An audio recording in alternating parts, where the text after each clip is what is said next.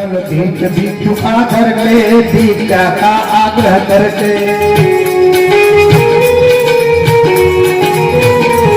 कल बीच बीच आकर के भिक्षा का आग्रह करके जनक सुता पिता को कल बल पे ले गया है।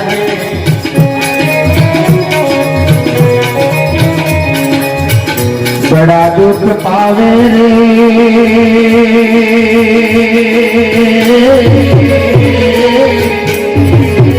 बड़ा दुख पावे राजा राम दी रानी राम कहानी सुनो रे राम कहानी। श्री राम जय राम जय जय राम श्री राम जय राम जय जय राम श्री राम जय राम जय जय राम श्री राम जय राम जय जय राम श्री राम जय राम जय जय राम श्री राम जय राम जय जय राम श्री राम जय राम जय जय राम श्री राम जय राम जय जय राम श्री राम जय राम जय जय राम श्री राम जय राम जय जय। बोलो रामचंद्र भगवान की।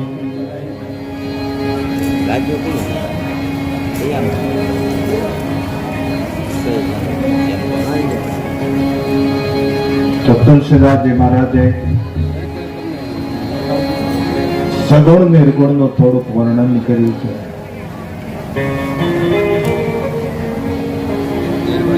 સગુણ એટલે હું અને નિર્ગુણ એટલે આપણે તો એનો ભેદ પાડી દીધો છે। સગુણ ને માનનારા નિર્ગુણ ને ન માને, નિર્ગુણ ને માનનારા સગુણ ને ન માને।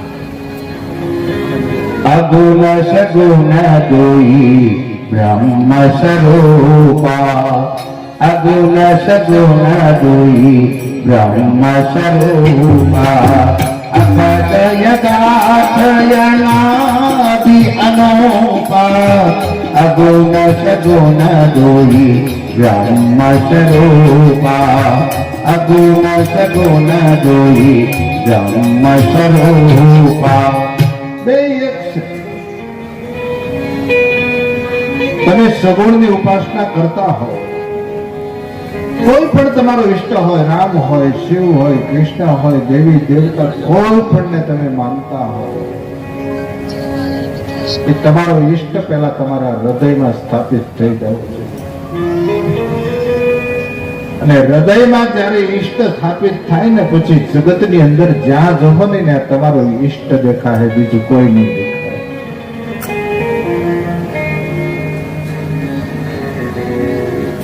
એટલે આપણા શાસ્ત્રો એમ કે ઘટનો ને પટનો બે એક થાય ને ત્યારે સગુણ સિદ્ધ થાય। સિદ્ધ નો અર્થ એ થાય પછી મૂર્તિ થની હાલે ચાલે બોલે પણ ખરી। પણ ઘણા કામ કર્યા છે ને મૂર્તિઓએ। આપણા સૌરાષ્ટ્રની અંદર લ્યો દેહાણ સંતો અરે મૂર્તિઓ વાતો કરી છે। રાણીમાં રૂડીમાં ઠાકર આંગળીએ આવેલો હતો, હમણાંની વાત છે। આ સગુણ ઉપાસના હતી। કાલ હોવાનો પ્રસંગ બતાવો। ધાંગધ્રા સ્ટેટ સર અજીતસિંહ સાનું એવડું રજવાડું, પણ એનો હાંકો એવડો હતો ને કે એનું નામ પડે ને એટલે નોકરિયાતો, નોકર, ચાકર ગમે થરથરે। આટલો પુરુષનો આંકો હતો, આ પુરુષનો આટલો જાગતો હતો। એટલું જ નહીં, કદાચ કોઈ બારવટિયા જો એના રાજના ગામમાં હોય જાય કોક એમ કે ને કે ધાંગધ્રા સ્ટેટ સર અજીતસિંહ નું ગામ છે એટલે બારવટિયા ગામ મૂકી દેવું પડતું। આટલો આ પુરુષનો આંકો। એમાં ચોકીદાર તરીકે નોકરી કરનાર, પગી તરીકે નોકરી કરનાર, 3 રૂપિયાનો પગાર, નામ હતું દેહળ।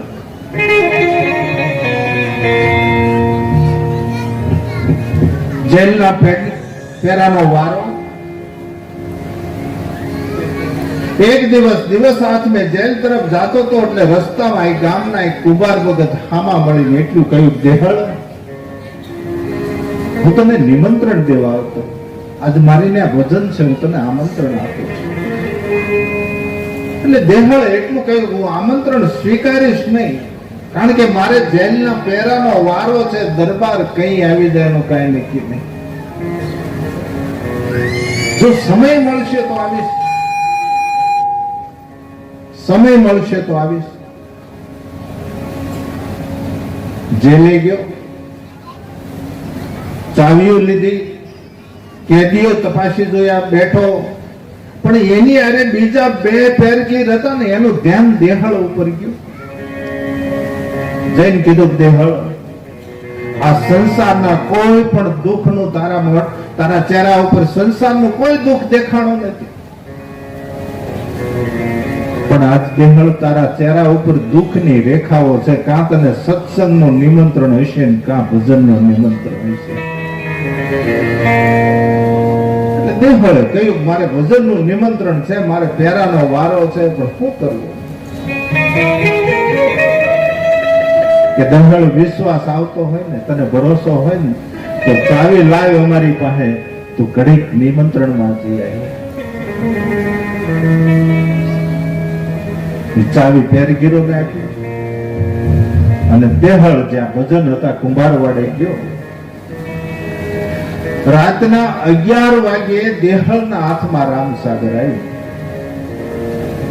ભજન ઉપર ભજન, ભજન ઉપર ભજન, ઠોર લાગી ગઈ અને જેલ ભૂલાઈ ગઈ, લો લાગી.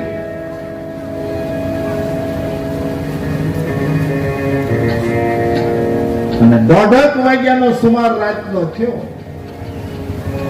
અને 10-12 ઘોડેસવારનો અવાજ આવ્યો અને જેલની બહાર આવીને ઉભા. અને કાયમ દેહળથી ને કાન ભગેરતો તો દરબારના દેહળ પ્રત્યેના કાયમ કાન ભગેરતો.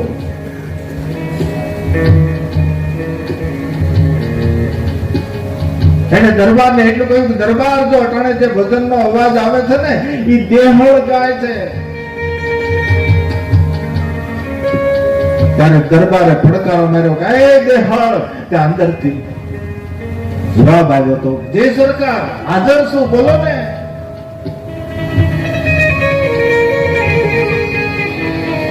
કે દેહળ, તમારી ભૂખ લાવો, દરવાજો ખોલો. જેલનો દરવાજો ખોલ્યો, માણસને અંજવાળે ભૂખ આપી અને દરબારે દેહળ હાજર છે ની સહી કરી દીધી.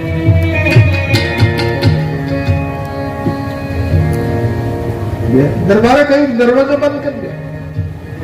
દરવાજો બંધ થયો. જે કાન ભંભેરતો કાયમ એની સામે દરબારે નજર કરી એટલે કીધું, દરબાર માફ કરજો, અટાણે જે અવાજ આવે નહીં, દેહળ ભજન ગાય રહ્યો છે. કુંભારવાડો ક્યાં છેટો છે, આવો તમે.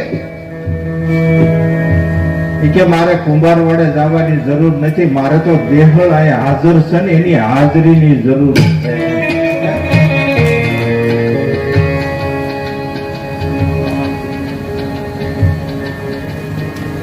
લઈ ગયા ઘોડેશ્વર.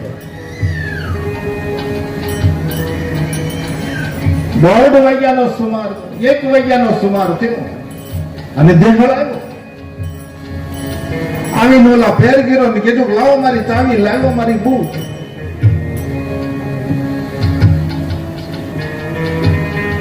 એટલે ફેરગીરોએ કીધું કે દેહળ, કઈ તને ભજનની લહેર નથી લાગી ગઈ ને?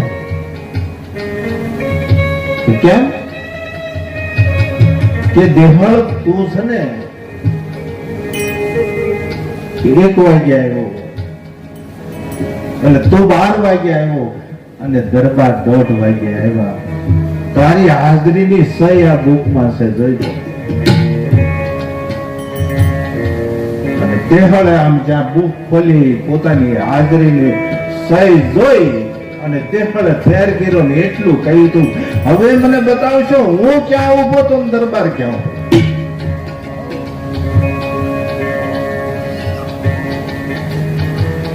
ફાનસ લીધા, જેલના દરવાજા પાસે જઈ દરવાજો ખોલીને કીધું, આ હગડ રહ્યા ને દેહળ તારા છે ને, સામે ઘોડાના ડાબલાના હગડ રહ્યા ને એ દરવાજા. દેહળે ફાનસ હેઠું મૂકી જ્યાં હગડ હતા ને માટીનો ખોબો ભર્યો. માટીનો ખોબો ભરી માથે નાખવા મળ્યો એટલે ઓલા ફેરગીરોએ કહ્યું, દેહળ આ હું કરે બાપ? જટાણ સુધી મેં તમને કહ્યું નહોતું, હવે હું તમને કહું છું, હું તો હજી હાલ્યો આવું છું. હે હા તો કે આ હગડ, તો કે આ હગડ મારા દ્વારકાના ઠાકર.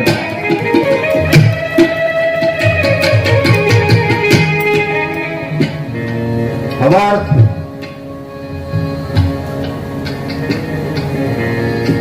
અને દેહળ એમ કહેવાય કે દરબારગઢ તરફ ગયો. દરબાર નગર ચર્ચા કરીને રાજમહેલમાં શેન કરવા જતા હતા અને પાછો વાળો જોયું ત્યાં દેહળ ને જોયો એટલે ઉભા રહ્યા અને ઉભા રહીને એટલું કહ્યું, દેહળ અટાણે કેમ આવ્યો બાપ? કે દરબાર, આખું જગત તમારી પાસે નોકરી લેવા, આખું જગત તમારી પાસે નોકરી લેવા આવતું છે. દરબાર, આજ હું નોકરી દેવા આવ્યો.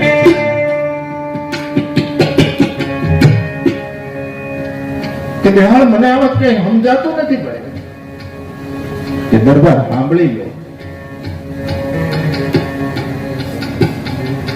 કે મારે ચોકી કરવામાં, તમારા જેલની ચોકી કરવામાં જો દ્વારકાના ઠાકરને ધાંગધ્રા સુધી ધક્કો થતો હોય તો એ મને મંજૂર છે.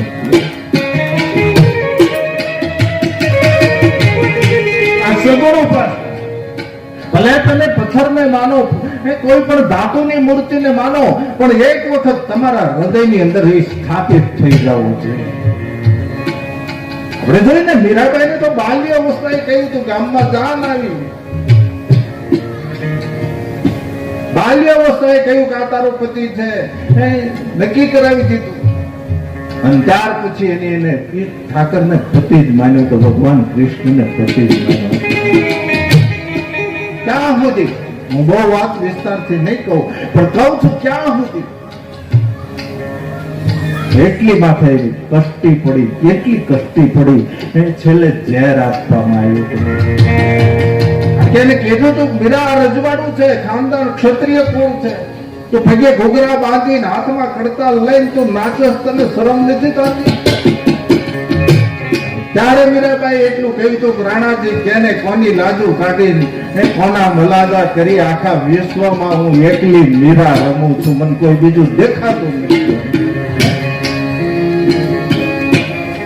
છેલ્લે રાણાજી એમ થયું કે આ કુળના ખાનદાનમાં લાંછન લાગે એમ છે. હકીકત લાંછન ન લાગત એ કુળને છે ને 72 પેઢીને તારી ગત. જે કુળમાં કોઈ સંત થાય, જે કુળમાં કોઈ ભગત થાય ને, મારા બાપ એટલું યાદ રાખજો, તમારી 72 પેઢીને તાર. અને તર્પણ ન કરવું પડે. અને છેલ્લે રાણાજીને એમ થયું કે આ ક્ષત્રિય કુળને લાંછન લાગે છે, એટલે માણસને મોકલો ઝેર દે. અને કીધું મીરાજીને, મીરાબાઈને કીધું કે રાણાજીએ મોકલ્યું છે, લ્યો આ અમૃત છે. અને મીરાએ હાથમાં લઈને આમ ઠાકરજીની મોરી મૂક્યું. એને ભગવાન નતો જોયો, એ મૂર્તિને જ ભગવાન માનતી, અમારો પતિ છે, અમારો ઈશ્વર છે. એ સામે ઝેર મૂક્યું અને ઝેર મૂકી અને હાથમાં કટોરો લઈને જ્યાં મોઢા પાસે લઈ ગઈ ને ત્યાં મૂર્તિ જે ઠાકરની હતી ને લાંબો હાથ કરીને ઝેર લઈ લીધું. તેથી એને ખબર પડી કે ભગવાન આવો છે, તેથી ભગવાનનું રૂપ જોયું. અને પછી આ જગતના પટમાં આવીને મીરાબાઈએ પડકારો મારીને કહ્યું હતું કે રાણાજીને કહેજો ફરીને ઝેર મોકલો. રાણાજીને કહેજો ફરી ઝેર મોકલે.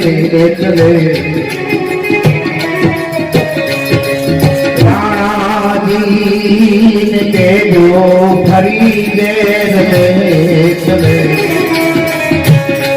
વાલો મારો જીનાનો દયાળ રાણાજીને કહેજો ફરી ઝેર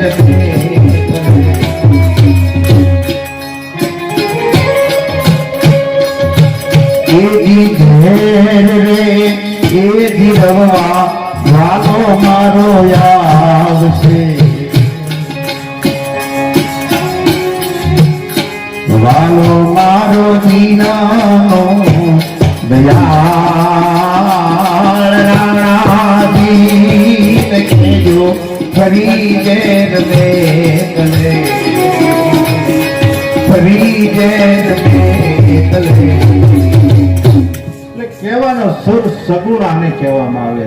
એક વખત તમારા ઈષ્ટને હૃદયમાં સ્થાપિત કરી દો પછી બધાની અંદર તમારો ઈષ્ટ દેખાવા મળે ને એટલે તમે જોજો આ જગતમાં જેટલાય ટાણા હાચવા છે ને પછી ઈથરમાં એક ગુપ્ત રીતે રહેલી શક્તિ છે ને એને તમારે નિમંત્રણ નહીં આપવું પડે, પોકારવું નહીં પડે, યાદે નહીં કરવી પડે. જેથી તમારો સમય આવશે ને તેથી તમારું ટાણું હાચવા ઊભી રહે એમાં પ્રેમ હોય તમે. જ્યારે દીધા મીરાને ઈરાણોજી રોષે ભરાણા ત્યારે ઈરાણોજી રોષે ભરાણા એ ઝેરના અમૃત એ કીધા પ્રભુએ ઝેરના અમૃત એ કીધા પ્રભુએ પ્રભુ દિનદ બંધુ દયાવાળા જીવને આ રામ પ્રણા છે રખવાળા. તાણા હાચવતા આજે બધા મહાપુરુષો છે ને તાણા હાચવા છે. તાણા હાચવો એટલે આપણો તાણો હાચવવા માટે પછી પોકાર ન કરવો પડે, યાદ ન કરવો પડે, એમ ખબર પડી જાય. કાલ સવારનો દાખલો હું સંક્ષેપમાં વાત કરીશ કારણ કે આપણે કથા ઉપર વધારે સમય અડધો જ છે. પણ છતાં કે 1010 માં જેથી જુનાગઢ ઉપર સત્તા પલટો થયો.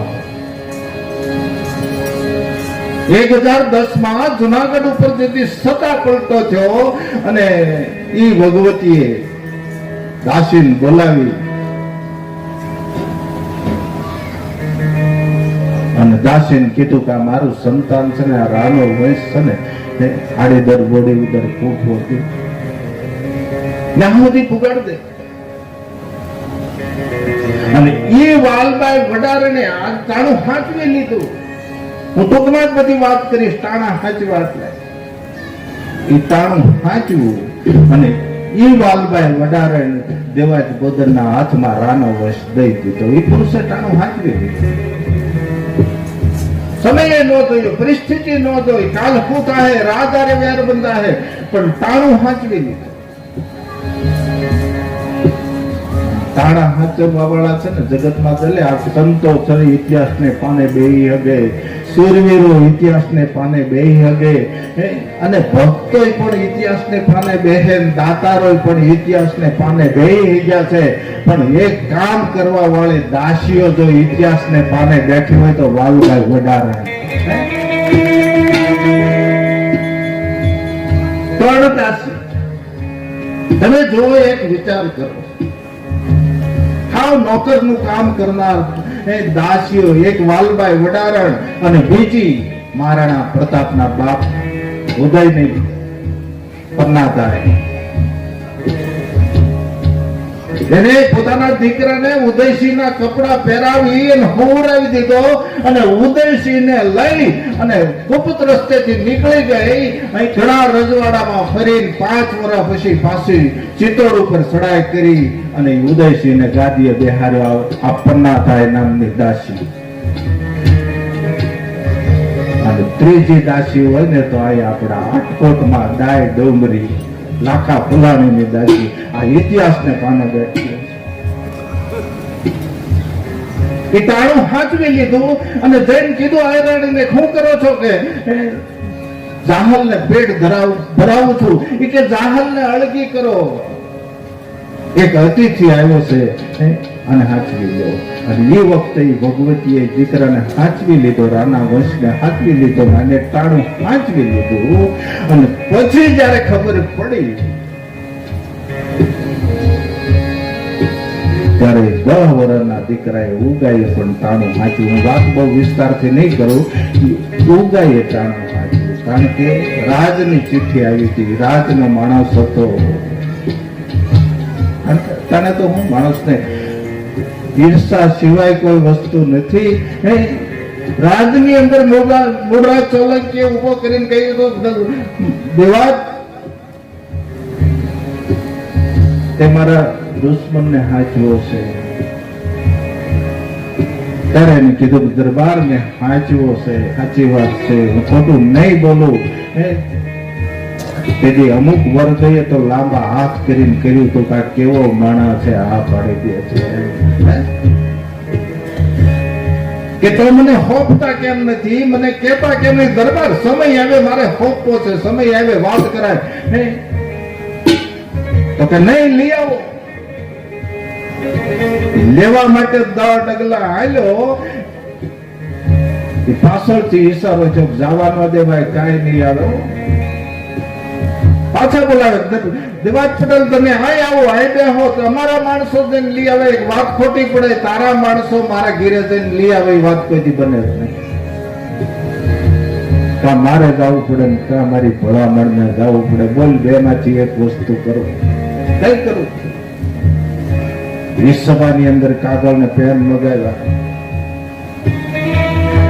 કીધું લખો પટેલ ચિઠ્ઠી. અને ચિઠ્ઠી એટલે 2.5 અક્ષર ચિઠ્ઠીમાં લખ્યા હતા કે આવેલ માણસો મૂળરાજ સોલંકી ના છે, માટે રાહ રાખીને વાત કરે.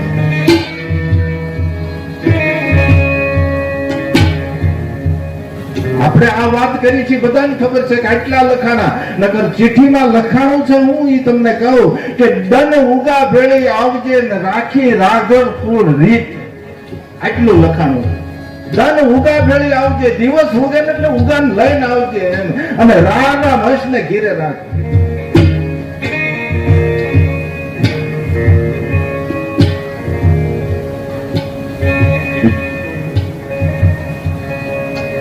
ચિઠ્ઠી આડીદર ગોળીદર ગઈ, માણસો ગયા, બારણું ખખડાયું.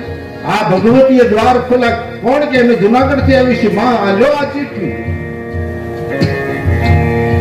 અને ચિઠ્ઠી આમ ખોલીની ભગવતી આમ નજર કરીને, પાસો વાળું નજર કરીને ત્યાં પોતાનો દીકરો નવગણ જઈ એક ઢોલીએ ફૂટાતા.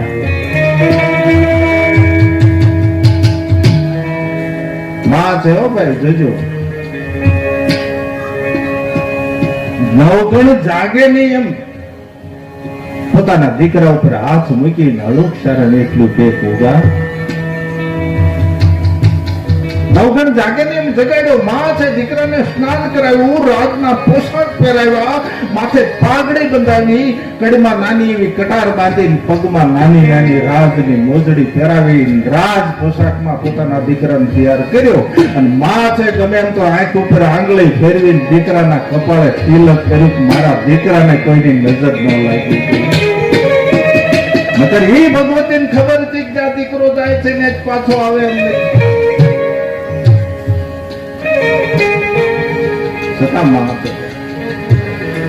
જ્યાં દીકરાને વિદાય કરવાના થઈ અને નવગઢ જાય, દોડીને આવીને કે માં મારે ભાઈ હારે જવું છે. બેટા ભાઈ હારે તારે નથી જવાનું, મારી હારે આવવાનું. દીકરાને દુશ્મનના હાથમાં દઈ દીધો. એ રાજની અંદર જ્યાં માણસો આવ્યા અને કીધું જાહેરાત થઈ કે માણસો આવી ગયા, જાહેરાત થઈ. દેવાજ બોદારે જ્યાં માથું ઊંચું કર્યું ને ત્યાં પોતાના દીકરાને એ પુરુષ જોઈ ગયો ને ત્યાં સાચી ગજગજ ઉભો થઈ અને પડકારો મારો. મોઢામાંથી શબ્દ નીકળી ગયા કે વાહ હાય રાણી. તાણો હાચવી લીધું. હું તાણાની વાત કરું છું, જ્યાં જ્યાં તાણા હાંચવા ને, અને તાણો હાંચવો આ ભગવતી. અને પોતે 10 ડગલા આગળ હાલ્યો, જઈને પોતાના દીકરાનું બાવડું પકડી અને મોડરાજ સામે ઉભો રાખીને કીધું લે મોડરાજ આંધા ઉભો.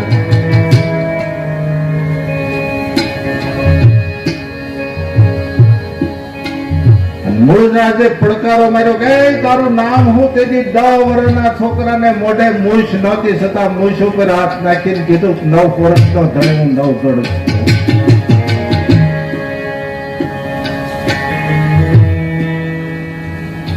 તમે વિચાર કરજો, તેથી જો ઉગાએ તાણું ન હાંચ્યું હોત ને, એમ કીધું હોત હું નવગઢ નથી ને ઉગો છું, તો આખો ઇતિહાસ હેઠો પડી જાત. જેમ મહાપુરુષોએ કહ્યું, હરિયલ ઘેર ન હોય એના ફળિયામાં કુંજર કરે પછી, અને વયની વાતો કેસરી બસાન ન હોય કાગડા. આ બધા લોહીના સંસ્કાર છે. તાણું હાંચવી લીધું. અને એ સભાની અંદર કીધું કે પટેલ આ મારો દુશ્મન એ તમારો દુશ્મન નહીં, કે હા તમારા હાથથી માથું ઉતારો. ખબર છે પોતાનો દીકરો છે અને છતાં એ પુરુષ ચાલ્યો અને દીકરા પાસે જઈને ઉભો રહ્યો. તે 10 વર્ષના છોકરાએ એટલું કહ્યું તો બાપ જા કરતો એવો કરજે, એક નસ જીવતી ન રહેવી જોઈએ, તો એક નસ જીવતી રહે તો દુશ્મનને ખબર પડી જાય એનો દીકરો હતો. જેમ કુંભાર ચાકડા ઉપરથી પીંડો ઉતારે, માથું ઉતારી લીધું, કાંઈ નથી બન્યું સ્થિતિમાં આ દેવાજ ગોદરે ટાણું હાચવી દીધું.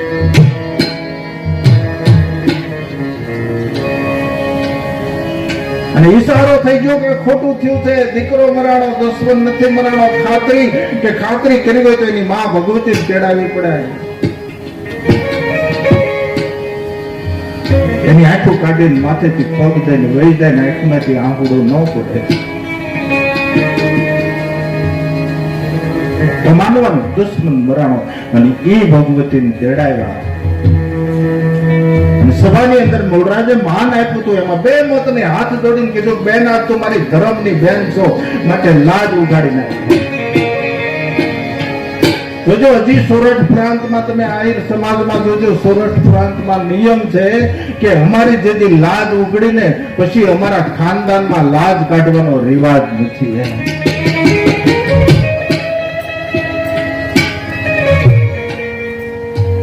અને કહ્યું ભગવતી આની ઉપરથી આંખું કાઢીને એની ઉપર પગ દઈને વહી જાય ને આંખમાંથી આંખુડું ન પડે.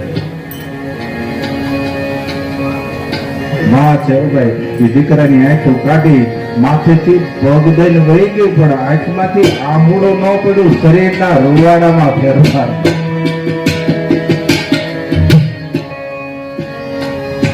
આને ટાણું હાચવી લીધું. આ ભગવતીએ ટાણું હાચવ્યું અને જેથી જાહલના લગ્ન થયા તેથી રામ 9 ગણ ટાણું હાચવાય. પોતે કાઢીએ બેહાર દીધો. ચાહલના લગ્ન થયા, 9 ગણ ટાણું હાચવાય. તેથી એમ કહ્યું હતું માય આજ માય ગયા. ચાહલને ના પડી, સમય આવશે ને તેથી હું માગીશ કે નહીં, માગી લે.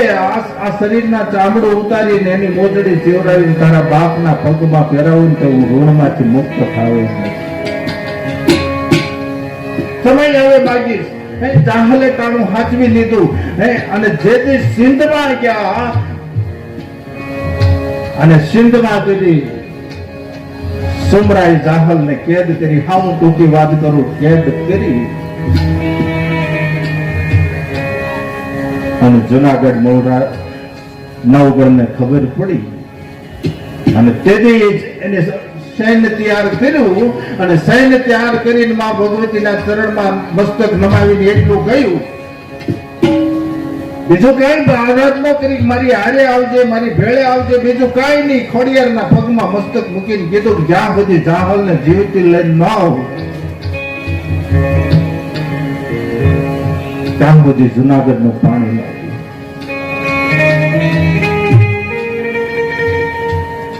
તો આને ટાણું હાચવું ને ત્યારે તમે જોજો કચ્છની અંદર આ વરુડી કોડાહરમાં આ વરુડી પ્રગટ થઈ. એને વિચાર કર્યો, હવે 9 ગણ ટાણું બોલાવે તોય ભલે, ન બોલાવે તોય ભલે, યાદ કરે તોય ભલે, ન યાદ કરે તોય ભલે. આજ એને બધાએ ટાણા હાચવા છે, મારે ટાણા હાચવા જવું પડે. એ વગર તરીકે 8-9 વર્ષની દીકરી વરુડી થઈને કોડાહરમાં જન્મી. એટલે કહેવાનો મતલબ આ બધા ટાણા છે, ટાણા હાચવતા શીખી જાવ, બીજું કઈ છે જ નહીં. તો સગુણ નિર્ગુણ કશું નહીં. વેદા સગુણમાં કે નિર્ગુણમાં કોઈ ફરક નથી. જેમ ઘટનો પટનો એક થાય ને ત્યારે સગુણ સિદ્ધ થાય. અને નિર્ગુણની સાધના એવી છે. આવો આવો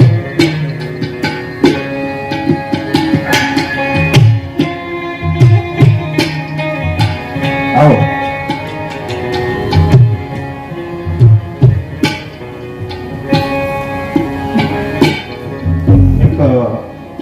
ગબરુભાઈ અમારે મહેમાન આવ્યા છે, હવે આવ્યા છે તો આદર સ્વાગત કરી લ્યો.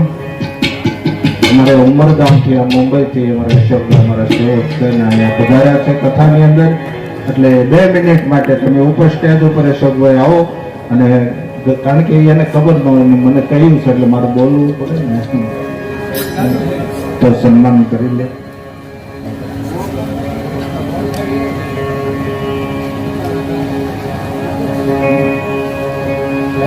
હરે રામ રામ રામ સીતા રામ રામ રામ, હરે રામ રામ સીતા રામ રામ, હરે રામ રામ રામ સીતા રામ રામ રામ.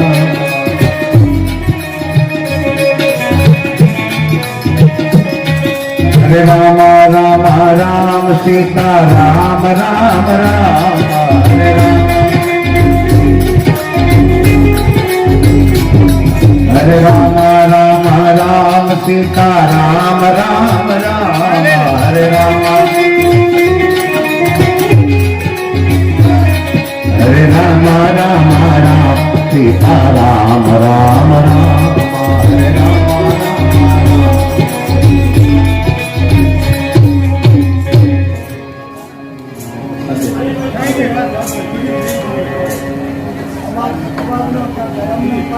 હવે શાંતિથી પાઈ દો, તમે તારે અવાજ નહીં કરતા પાઈ દો, બરોબર.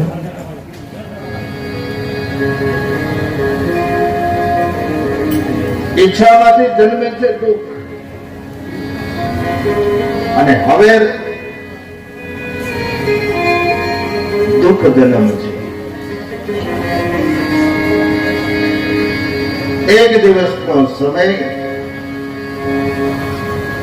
મહારાજ રાજ દરબારની અંદર દશરથજી મહારાજ પોતાના નિત્ય નિયમ પ્રમાણે, નિત્યની ટેવ પ્રમાણે રાજસભાની અંદર જરાક મુકટ અરીસામાં જોઈને સરખો કરે.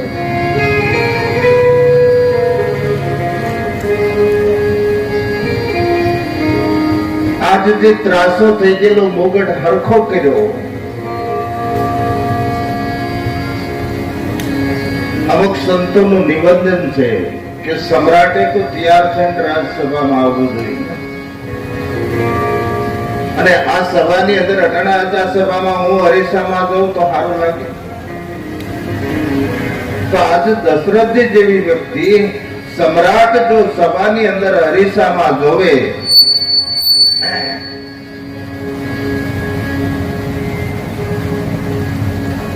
પણ અમારે પુનિત મહારાજ કહેતા હતા, પેલા છે ને માણસ ટેવ પાડે,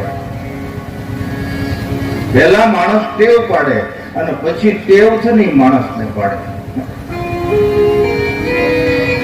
એટલે આ ટેવ પડી ગયેલી. અરીસામાં જોયું, મુગટ ત્રાસો થયો. અરીસામાં જોયું અવદેશે મુગટ ત્રાસો થયો. એવું જ્યાં જોયું ત્યાં પોતાને એમ થઈ ગયું કે હવે મારે ગાદી ઉપર રામને રાજ્યાભિષેક કરી દેવો જોઈએ.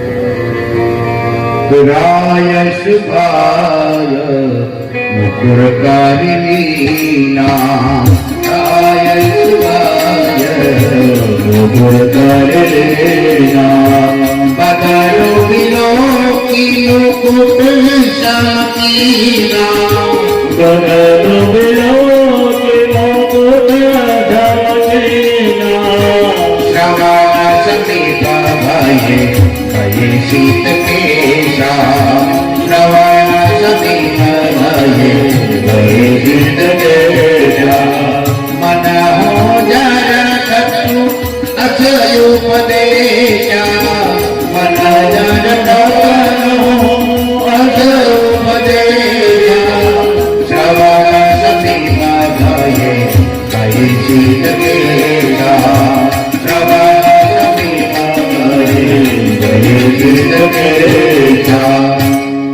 અમુક સંતોનો મત છે કે અરીસામાં જોયું એટલે એને કાન પાછળ સફેદ વાળ જોયા, અને એમ થયું કે મારી અવસ્થા થઈ ગઈ છે, હવે મારો પુત્ર ગાદીને લાયક છે, હું રામને રાજ્યાભિષેક કરી દઉં, મારા દીકરાને ગાદી સોંપી દઉં. આપણે પહેલા જોયું કથામાં કે અમુક સમયે માણસે નિવૃત્તિ લઈ લેવી પડે. અમુક સમયે અવસ્થા થાય ને એટલે નિવૃત્તિ લઈ અને પ્રવૃત્તિ એટલે ઈશ્વર ભજનમાં લાગી જવું જોઈએ. અમુક સમય થાય ને ત્યારે છોકરાઓને સત્તા સોંપી દેવી જોઈએ. પછી આંચકી લે પરાણે પછી આપણે એ કરતા અમુક સમય ખબર પડે કે હવે દીકરાઓ લાયક થઈ ગયા છે, વ્યવહાર કરી શકે એમ છે, એટલે દીકરાને સત્તા બાપે સોંપી દેવી જોઈએ. નકર પછી આંચકી લે એમાં પછી મજા નથી. એક છોકરો 10 મીટર કાપડ લઈને આવ્યો ભગવા કલર,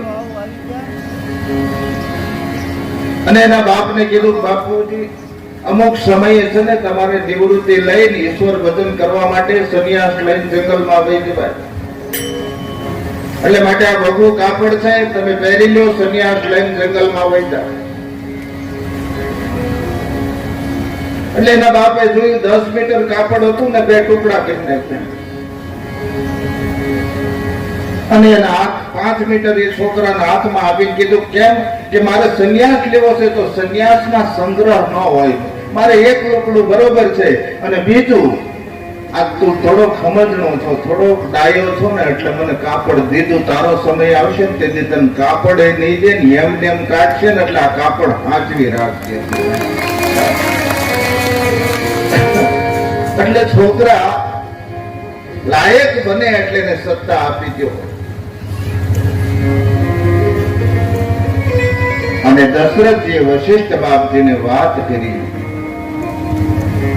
કે હે બાપજી, હવે મારો પુત્ર ઉંમર લાયક થયો છે, તમે મુહૂર્ત આપો તો હું રામનો રાજ્યાભિષેક કરી દઉં.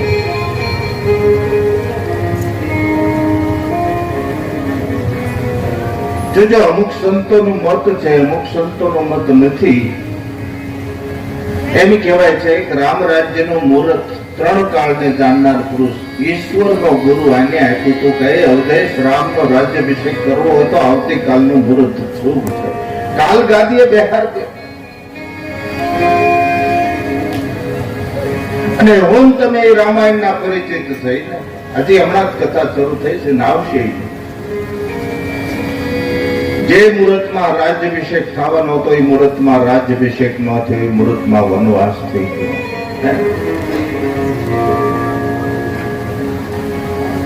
નહીતર 3 કાળને જાણનાર પુરુષ ઈશ્વરનો ગુરુ આને મુહૂર્ત આપ્યું હતું. હવે આજ કદાચ કોઈ તમને જેની જે સાધુ કે મહાપુરુષ ઉપર ભરોસો હોય ને તમને મુહૂર્ત આપે કાલ આ કામ કરી નાખજો, ન થાય ને એટલે તરત તમારી શ્રદ્ધા છે ને એની ઉપરથી ઉઠી જાય કે આને મુહૂર્ત આપ્યું તો આને હું કરું.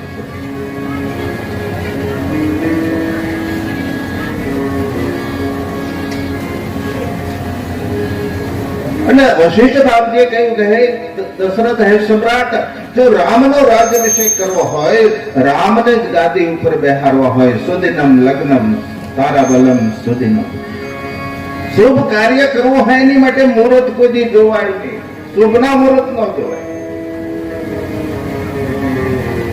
અને શુભના મુહૂર્ત જોવો એટલે વિઘ્ન આવે, એમાં પ્રેમ વધે. જેથી તમને એમ થાય કે મારે ઈશ્વર ભજન કરવું છે, તરત માળા પકડી લ્યો, એનો વિચાર ન કરે, એના મુહૂર્ત ન જોવાય. તમારા હૃદયની ગાદી ઉપર પરમાત્માને બેહારવો હોય તેથી મુહૂર્ત નહીં જોવું.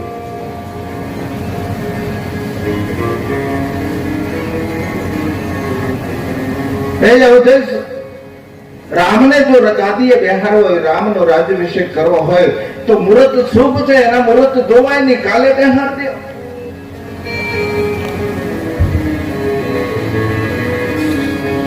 અને દશરથજી એટલું કહ્યું બાપજી તો એક કામ કરો, તમે રાઘવને જઈને કહી આવો, જે કઈ પ્રસંગમાં નિયમ આવતા હોય તમે જાતે જઈને કહી આવો. રામાયણનો પ્રસંગ છે, વશિષ્ઠ મહારાજજી ખુદ રામને દ્વારે જાય છે.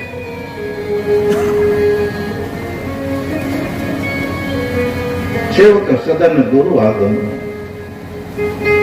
આજ ગુરુ સેવક ને ઘેરે જાય છે.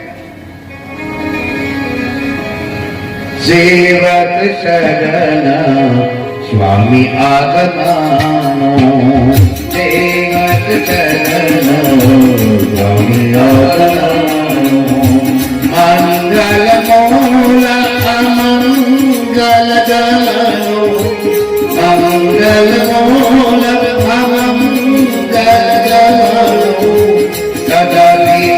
જાનો બોલી શ્રી પ્રીતિ તથાપિ ઉચિત જાનો બોલી પ્રીતિ પઢાઈ કાજ નાથ જનીતિ પઢાઈ કાજ નાથ જનીતિ સેવક સદન સ્વામી આગમનો સેવક સદન સ્વામી આગમનો।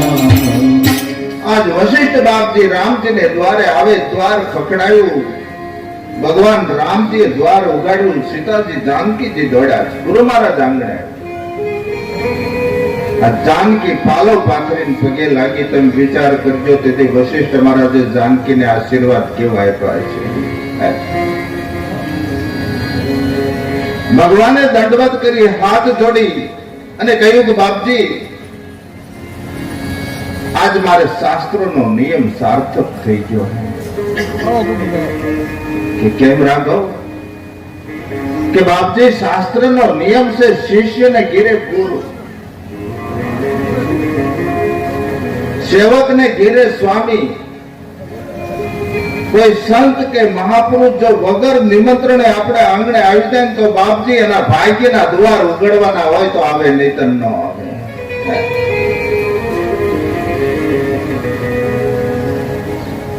આજ જાનકીજી જોજો મર્યાદા કેટલી ગુરુ મહારાજ છે, હાડીનો પાલો માથે રાખી પાલો પાથરીના ગુરુને પગે લાગે છે। રામજી દંડવત કરે, બાપજી તમારે કામ હોત તો મને કહેવું તો હું તમારી પાસે આવું। રાઘવ બાપ કાલ તારો રાજ્યાભિષેક છે,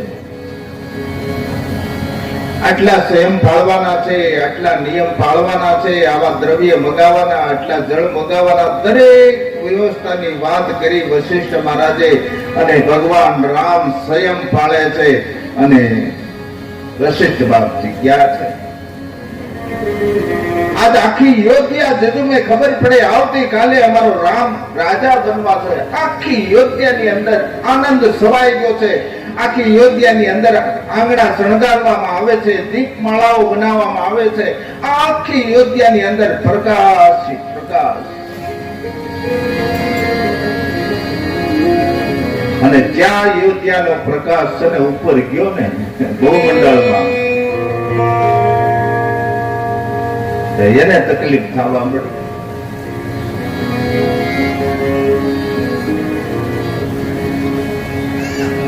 બધા દેવતાઓ ભેળા થઈને સરસ્વતીને પ્રાર્થના કરી કે હે સરસ્વતી, પ્રાર્થના કરી છે, પ્રગટ થયા એટલે કીધું કે હે સરસ્વતી, આવતીકાલે યોધ્યાની અંદર રામ રાજ્ય ન થવું જોઈએ, કાલ રામ રાજા ન બનવો। હવે ઊંચાઈ કેટલી ઊંચાઈ રહેશે પણ એની કરતૂત નીચી છે। ઊંચાઈ વાસો નીચી કરતૂતી, ઊંચાઈ વાસો નીચી કરતૂતી, દેખી ન શકાય પરાઈ વિભૂતિ, દેખી ન શકાય પરાઈ વિભૂતિ, આખિલ તાજો વિચારી બહોરી,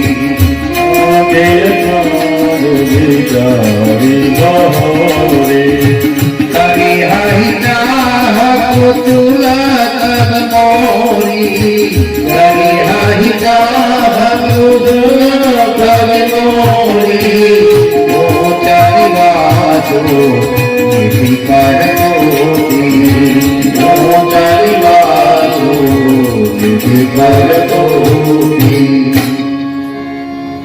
રહેવાનું ઉપર છે પણ એની દ્રષ્ટિ નીચે છે।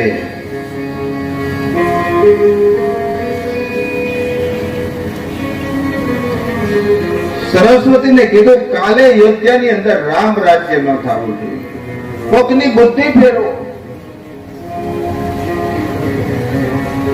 હવે આખી યોધ્યા જજુમી રહી છે, એના ઉમેદો છે કાલે મારો ભગવાન રામ રાજા બનશે, કાલે મારો રામ રાજા બનશે। આખી યોધ્યાની ઉમેદ તો તમે જોવો।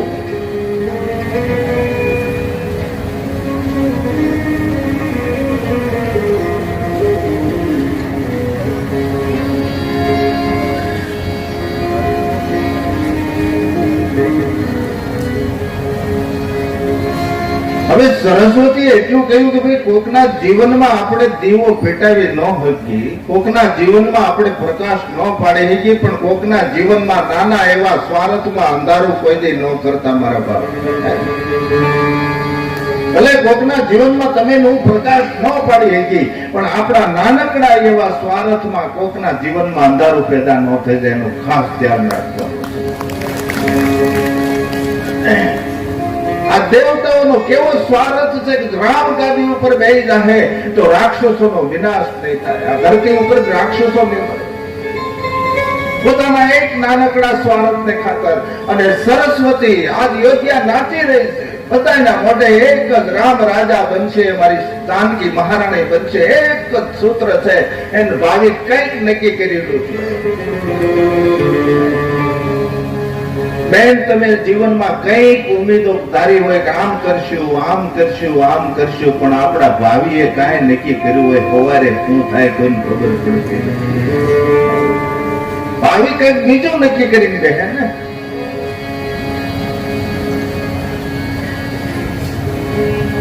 અને આજ સરસ્વતી વિચારે છે કે યોગ્યાના સરયુનું જેને પાણી પીધું હોય, યોગ્યાની ભૂમિ ઉપર જેનો જન્મ થયો હોય ને, એની બુદ્ધિ હું નહીં ફેરવી શકું.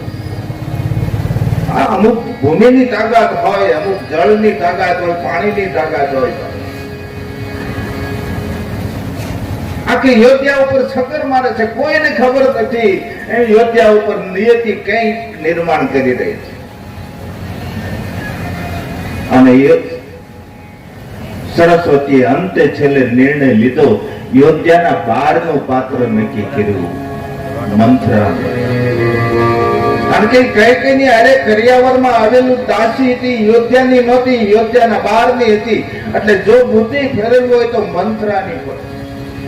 નામ મંથરા મંદમતી ચેરી કઈ કઈ કેરી અજચ પેટારી તાહી ગરી ગઈ ગિરામતી ફેરી. અને જ્યાં નક્કી કર્યું મંથરાનું, ત્યાં બુદ્ધિ ફેરવી ઈની મંથરા જયારે ઘરેથી નીકળીને ત્યારે એને આનંદ હતો. એને પૂછતી હતી આ શું છે કે રામ રાજા બને છે, ખબર નહોતી તોય આનંદ હતો. અને જ્યાં સરસ્વતીએ બુદ્ધિ ફેરવી ત્યારે ઈની દીપમાળા મંથરાને છે ને આગમાં જ્વાળા રૂપે પ્રગટ થવા મળી. હૃદયમાં એને જ્વાળા ઉપડી.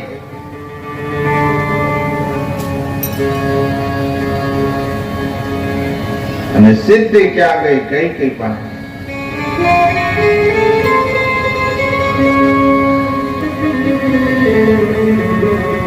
કઈ કઈ પાસે જઈ એટલું કીધું, નમસ્કાર કર્યા. દાસી છે મહારાણીને નમસ્કાર કરીને ઉભી રહી.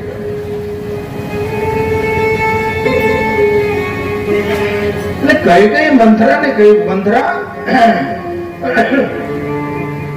આ તું કઈ બોલતી કેમ નથી? તું મૌન કેમ છો? કઈક બોલ.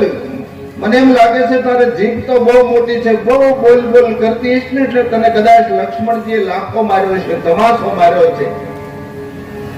આજ મંથરા મૌન થઈ ગઈ છે. જો અમુક વધુ પડતું મૌન પણ નહીં હારું.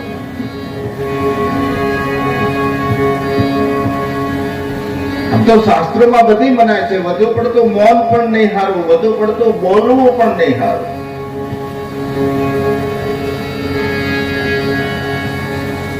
અને વાર વાર કઈ કઈ કહ્યું ને એટલે મંથરાએ શરૂઆત કરી. તમે જોજો કે મહારાણી તમને કઈ ખબર છે? એટલે કઈ કઈ કહ્યું, પણ શું ખબર છે કે યોદ્ધાની અંદર ઉત્સવ ઉજવાય છે, તમને કઈ ખબર છે કે? પણ શેનો ઉત્સવ? કે રામ રાજા બને છે. કઈ કઈ નાચવા મળી, રામ રાજા બને. આ શબ્દ સાંભળ્યો ત્યાંથી ખબર પડે કઈ કઈ ને રામ ઉપર કેટલો પ્રેમ છે. કઈ નાચવા મળી છે.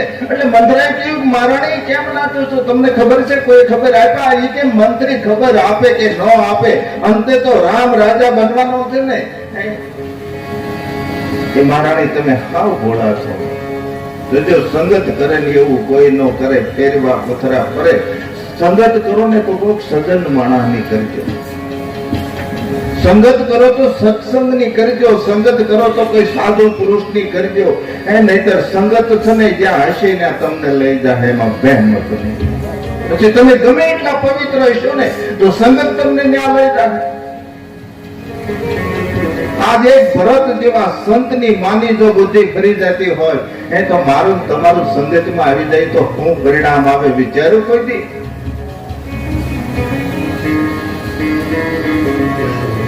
આ કંકુ છે ને, આ કંકુ એ ચોખા હારે વળે ને તો ઈશ્વરના કપાળ સુધી વળી જાય.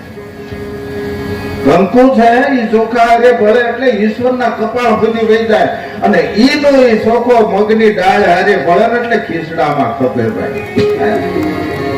બહુ વિચારવા જેવી વાત છે. ક્યાં બેહવું, ક્યાં ઉઠવું બહુ જરૂરી છે. નકર તમે 12 વર્ષ ઈશ્વરની સાધના કરો, 12 વર્ષ તેને યોગ કહેવામાં આવે. 12 વર્ષે કે યોગ પાકે, એક યોગ બને.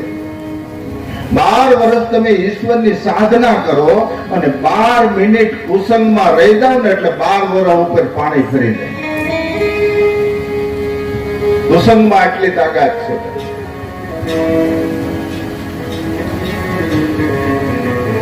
અને મંત્ર તને ખબર, રામ રાજા બને છે ને, ગમે એમ તો ખબર હોય કે ન હોય કે મહારાણી તમે બહુ ભોળા છો.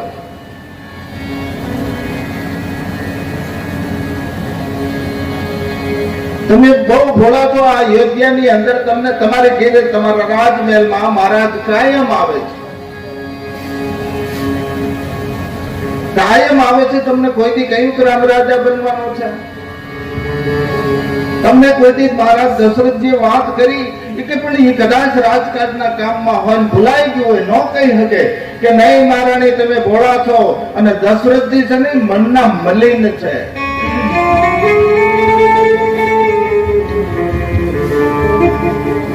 જ્યાં દશરથજી મલિન છે આ શબ્દ વાપર્યો ને, ગમે ગરીબ ઝૂંપડામાં રહેતી હોય કે મહેલમાં રહેતી હોય, એના પત્નીની વિરુદ્ધ જો કોઈ અપશબ્દ બોલે ને, આ દેશની શક્તિ, આ દેશની નારી કોઈ દી સહન ન કરી હતી. પછી ભલે ઝૂંપડામાં રહેતી હોય.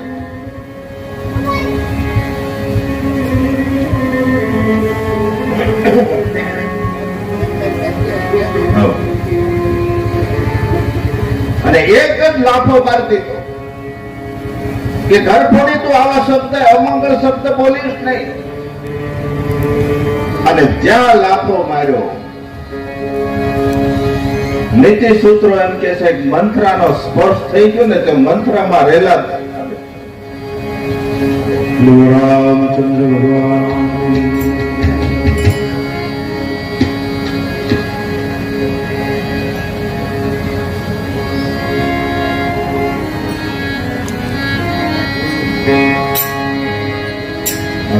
અમારે જસદણ થી રામદેવ પીર મહારાજના ભગત છે અને અહીંયા પધાર્યા છે. આપણે એમને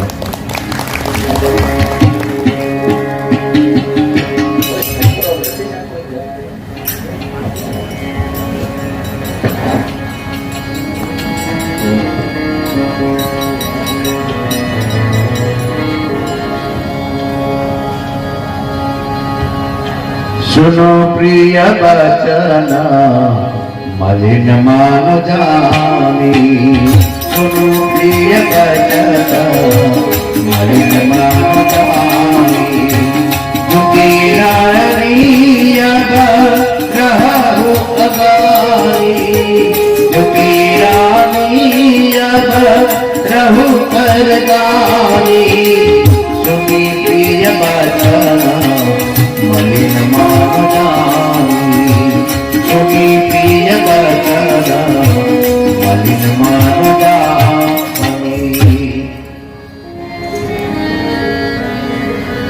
અને મંત્રાને જ્યાં લાફો માર્યો અને અને એના દુર્ગુણ અંદર પ્રવેશ કરી ગયા.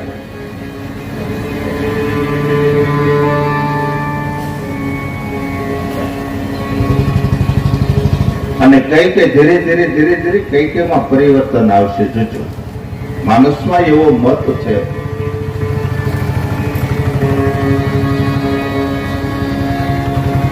સૂક્ષ્મ વાત કરી દઉં ટૂંકમાં. દશરથજીને 2 પત્નીઓ તો હતી,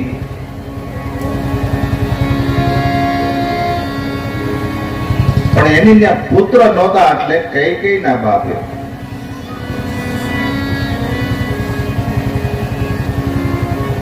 એક સ્વાર્થ હતો કે મારી દીકરી એને પરણાવું ને તો એને આજે સંતાન થાય ને તો સમ્રાટની ગાદીના વારસદાર થાય. અંદર સ્વાર્થ પડ્યો હતો. જે બાપના ઘરના જે સ્વાર્થો હતા ને એ તો યોધ્યાનું પાણી પીધું ને યોધ્યાની ભૂમિ ઉપર આવ્યા ને એટલે સ્વાર્થ દબાઈ ગયા હતા, નિર્મૂળ નહોતા થયા. કોઈ પણ વસ્તુને દબાવો નહીં, ક્યારે બળવો કરે એનું કઈ નક્કી નહીં. એને મૂળ સંસ્કાર નહોતા. મૂળ તો સંસ્કાર એના બાપના સ્વાર્થના હતા. મારી દીકરીને નગર દશરથજીની આયુષ મોટી હતી છતાં કઈને પરણાવ્યા. અને વારસાગત સંસ્કારો આવે. શાસ્ત્રોમાં લખ્યું છે ને, મેં કહ્યું છે ને કે 7 પેઢી માની અને 7 પેઢી બાપની, આ 14 પેઢીના જીન્સ આપણા શરીરમાં હોય. પછી રંગ આવે, રૂપ આવે, ગુણ આવે, અવગુણ આવે. જે 14 પેઢીમાં હોય એ આવે. આપણને અમુક રોગ થાય ને પછી તમે દવાખાને જાઓ ને એટલે ડોક્ટર પણ કહે કે તમારા વડવાને આ રોગ હતો. રોગ હોય તો રોગ હોત આવે.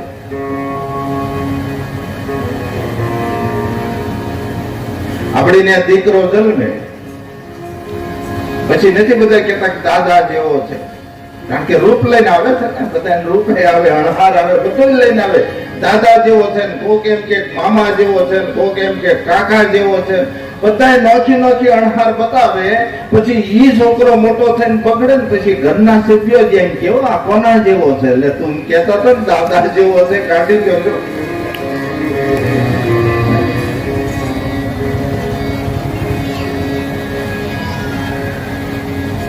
સંસ્કાર વારસાગત સંસ્કાર ઉતરે. એટલે આપણે ભારતીય સંસ્કૃતિમાં નિયમ છે 16 સંસ્કાર ઉદરથી લઈને સંસ્કાર શરૂ થાય. ક્યાંથી? ઉદરથી લઈને સંસ્કાર શરૂ થાય. અને 16 સંસ્કાર છે આપણા નીતિ સૂત્રોમાં. એટલે કવિ લોકોને બોલું, જનનીના હૈયામાં પોઢંતા મેં પીધો કસુંબીનો રંગ. એ જનનીના હૈયામાં પોઢંતા પીધો કસુંબીનો રંગ. એવા ઓલા ગામણ કેરી દારાએ કસુંબીનો રંગ. ઓ રાજ મને લાગ્યો, ઓ રાજ મને લાગ્યો, ઓ રાજ મને લાગ્યો કસુંબીનો રંગ. ઓ રાજ મને લાગ્યો કસુંબીનો રંગ.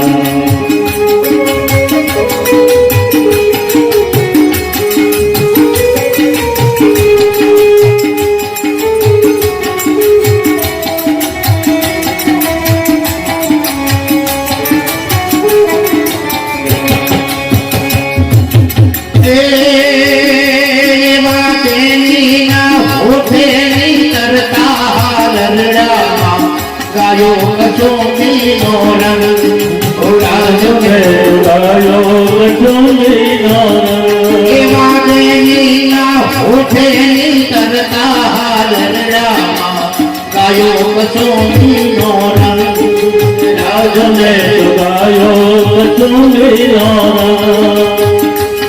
બીબી ચણરાતી દેવી પહાડોની પ્રાણોએ જોડો કસુંબીનો રંગ. હે રાજ મને લાગ્યો, ઓ રાજ મને લાગ્યો, ઓ રાજ મને લાગ્યો કસુંબીનો રંગ. મારી જનનીના હૈયામાં પોઢંતા પીધો કસુંબીનો રંગ.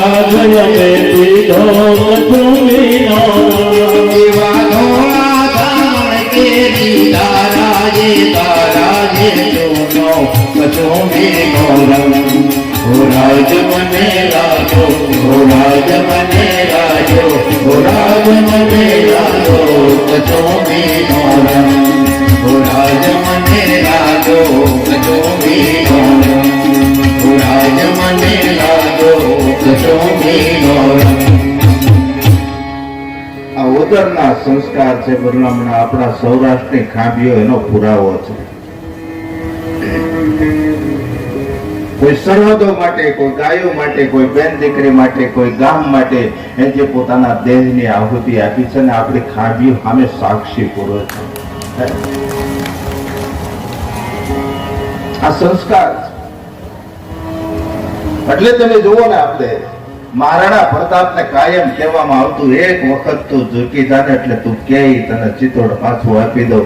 નહીં પણ એને કીધું હું ફળ ખાવ ને પણ હું તને ઝૂકું નહીં. આ સાક્ષી પૂરો છે. એટલે કેવું પેટમાં પોતીને સાંભળે લીબાળે રામ લક્ષ્મણની વાત. એ પેટમાં પોઢીને સાંભળે લીબાળે રામ લક્ષ્મણની વાત રે ये शिवा राम लक्ष्मणी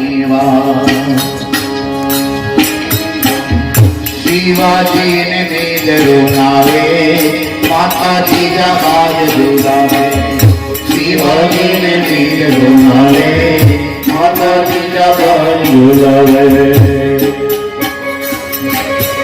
आघमायु गेल कांदलो ने बीजा बाज ने यारा माल रे बीजा बाज ने यारा आलोड़ा ने मात ही सोड़े तारा डूंगरा डोले जीवाजी ने नींद रुनावे माता जी जमाए रुलावे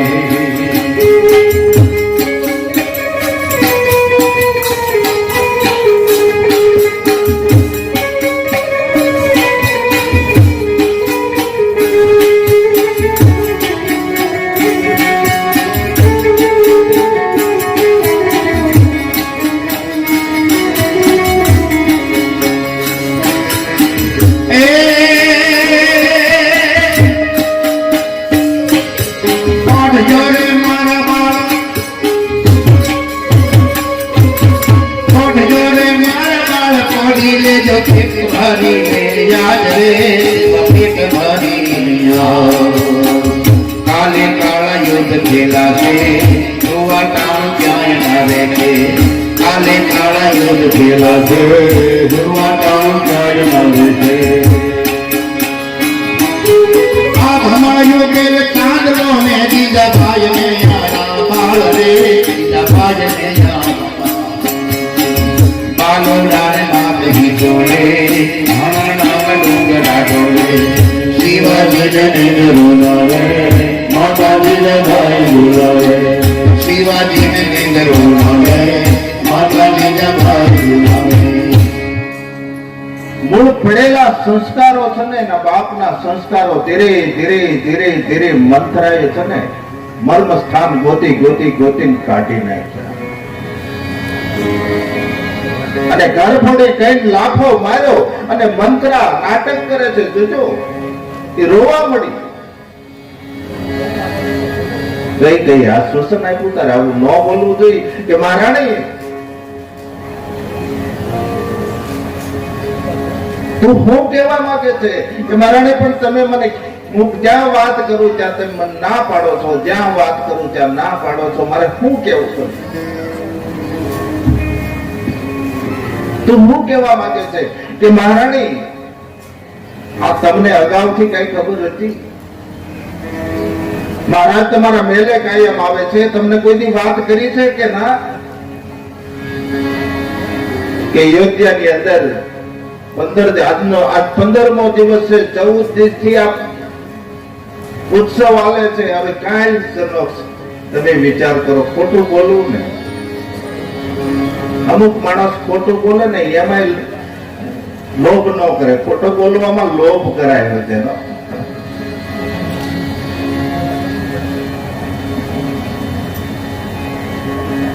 આ 14 થી આ પ્રસંગ હાલે છે, ઉજવાય છે, રામ રાજા બને છે, મહારાજ તમારા મેલે આવે છે, તમને કોઈથી કહ્યું નહીં કે ના આ 15મો દિવસ છે, 15મી રાત્રિ થાય. એટલે સંતોનો મત એવો છે કે એને 14 દી કીધા ને એટલે કઈ ના મોઢામાંથી શબ્દો નીકળી ગયા. તાપસ દેશ વિશેષ ઉદાસી 14 વર્ષ રામ વનવાસ, એટલે કદાચ નીકળ્યા હો.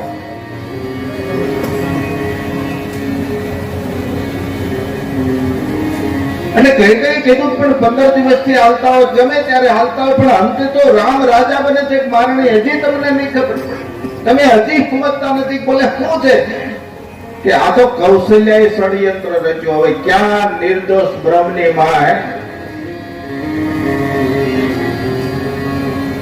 અને જો કૌશલ્યા આવું અનિતિનું પગલું ભરે તો એની ઘેરે ઈશ્વરનો બ્રહ્મનો જન્મ ન થાય જનેતાની પેટે. નિર્દોષ કૌશલ્યા નાખ્યું, તમારા વિરુદ્ધ ષડયંત્ર રચ્યું. તમારા પુત્ર અત્યારે મોસાળમાં છે, ભરતજી મોસાળમાં છે, વાહેથી ષડયંત્ર રચ્યું, રામને રાજ્યાભિષેક કરી દે. પછી તમે એના કૈયામાં નહીં રહો તો ભરતને તમને બંદીગૃહ કરી અને જેલમાં નાખશે, કારાગૃહમાં નાખશે.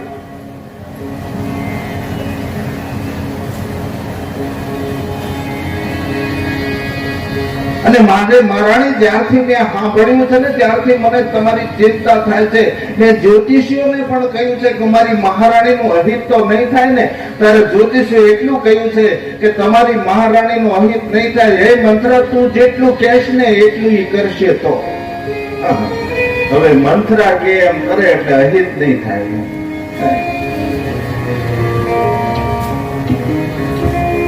તો હે મહારાણી, તમે આનાથી વિરુદ્ધ, તમારા મહારાજ જયારે તમારે ત્યાં આવે તમારે શું કરવાનું ખબર?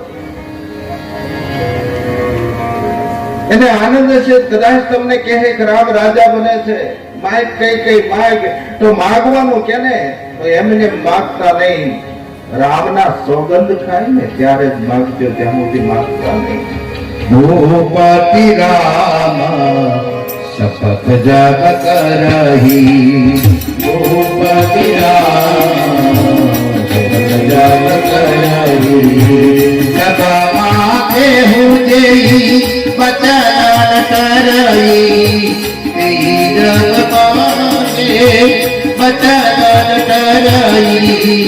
ભૂપતિ રામ શપથ જગ કરહી, સભામાં કેહું જેઈ વચન કરહી. અને ત્યારે તમારા જે લેણા વચન છે ને એ માગવામાં ભૂલ પણ ન કરતા. પહેલા ભરતને ગાદી અને પછી રામને 14 વર્ષનો વનવાસ. અને જ્યાં મંથરાએ બોલી ભરતને ગાદી, રામને 14 વર્ષનો વનવાસ, ત્યાં અયોધ્યાની અંદર અમંગળ વાતાવરણ સર્જાવામાં આવ્યું. એ કૌશલ્યાજીની હાથમાંથી આરતીઓની થાળી પડી જાય. કેવું ભાવી ભાઈ, ચિતરવો તો રાહુ, ચિતરવો તો ચંદ્રમા અને ચિતરાઈ ગયો રાહુ. ભાવી શું કરવાનું છે કાંઈ ખબર નહીં.